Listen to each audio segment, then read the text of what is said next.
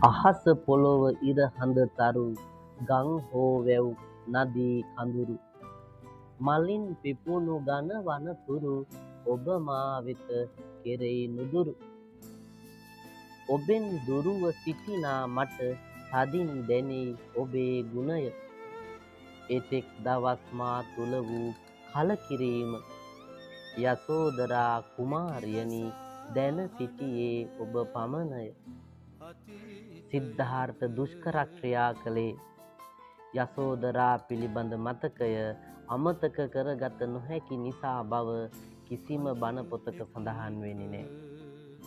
මනුෂ්‍ය සංහතියේ අපිට මුණ ගැහෙන අකලංක පරම පවිත්‍රාදර කතාව සිද්ධාර්ථ යසෝදරා ප්‍රේමය.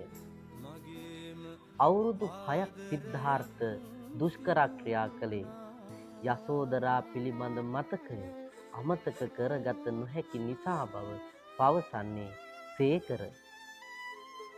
බුද්ධත්වයට පෙර දස බිම්බරක් මාර සේනාව හා කළ සටන තමන්ගේ මනසේ උපන් සිතුවිලි සමග කළ සටනක් බව පවසන්නේ මොන බණ පොතේද?